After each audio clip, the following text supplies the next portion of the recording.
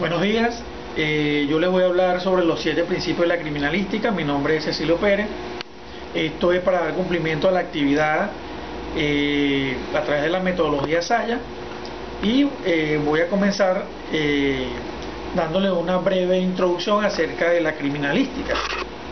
La criminalística obedece a la ciencia que aplica aquellos fundamentalmente conocimientos, métodos y técnicas de investigación a través de las cuales empleamos las ciencias naturales en un examen de material sensible, significativo, que va relacionado con un presunto hecho delictuoso, en fin, de determinar en auxilio de los órganos de administración de justicia la existencia, o puede ser para reconstruirlo, o señalar y precisar la intervención de uno o de varios sujetos en el mismo.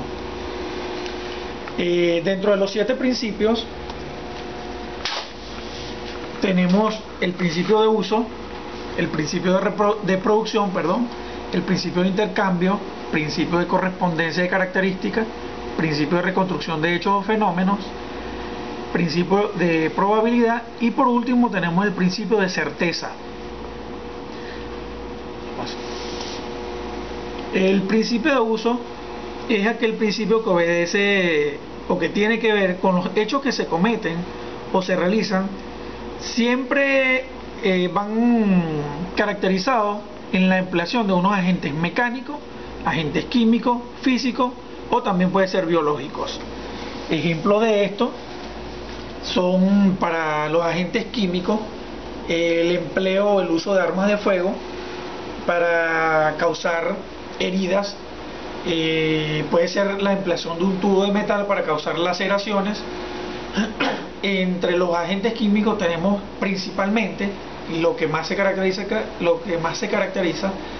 es la empleación de venenos, ¿verdad? A través de él se cometen envenenamientos.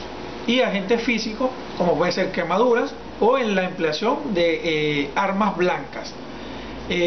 Como medio biológico podemos también nombrar que son a través de aquellas infecciones que se producen por aquellas jeringas infectadas o por la empleación de sangre de alguna persona que esté contagiada con un virus del HIV. Como segundo principio tenemos el principio de producción. No es otro que aquel donde la utilización de agentes mecánicos, químicos, físicos o biológicos para la comisión de los hechos que presuntamente son delictuosos. En estos hechos siempre se producen elementos materiales que varían de acuerdo a su forma morfológica y estructural, y para esto representan elementos que nos sirven para reconstruir o identificar los presuntos agresores. Ejemplo de los principios de producción tienen que ver aquellos que se cometen más que todo puede ser en una casa, en un edificio, en un ambiente, lugares cerrados, lugares abiertos, donde mayormente casi siempre quedan evidencias que nos sirven para la reconstrucción de los elementos que nos permiten identificar a la persona agresora. Por ejemplo, en un homicidio que se cometa en un lugar cerrado, donde hayan disparos, es muy probable que en las paredes queden marcadas las huellas de los disparos que nos permiten reconstruirlo y así ir precisando cómo se cometió. Como tercer principio tenemos el principio de intercambio, aquel que una vez consumado el hecho y de acuerdo con las características de su mecanismo se origina un intercambio de indicios entre el autor, la víctima y el lugar de los hechos, o en su caso entre el autor y el lugar de los hechos solamente. Un ejemplo de este principio de intercambio es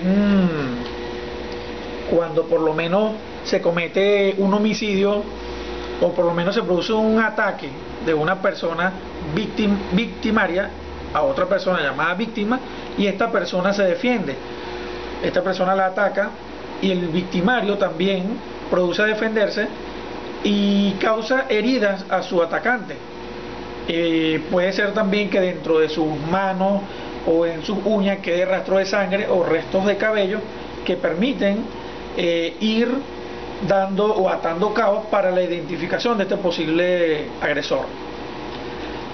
Como cuarto principio, tenemos el principio de correspondencia. Este es un principio basado universalmente en lo establecido criminalísticamente. Esto quiere decir que la acción dinámica de los agentes mecánicos vulnerantes sobre determinados cuerpos dejan impresas sus características y van reproduciendo de alguna manera la figura de su cara, que impacta lo que tiene que ver fenómenos de la base científica para realizar estudios micro y macros comparativos de elementos, problemas y elementos testigos. O podemos nombrar uno de los ejemplos de este principio. Obedece a lo que tiene que ver las huellas dactilares, la investigación del cuerpo, la investigación de aquellos accidentes que se dan por la transferencia del cuerpo, cuando movilizamos un cuerpo a otro sitio, y mayormente va con ese objetivo o esa finalidad de determinar quién causó el hecho delictivo, y por supuesto la víctima va a dejar rastros en ella. Como quinto principio tenemos el principio de reconstrucción de hechos o fenómenos. Este tiene que ver con el estudio de todos los elementos materiales de prueba asociados al hecho. Darán las bases y los elementos para conocer el desarrollo de los fenómenos de un caso concreto y reconstruir el mecanismo de hecho o fenómeno para acercarse a conocer la verdad del hecho que se investiga. Ejemplo de esto tiene que ver con aquellas investigaciones que se dan para la reproducción de nuevas hipótesis o para la confirmación de un hecho. Uno de los principales medios que se emplea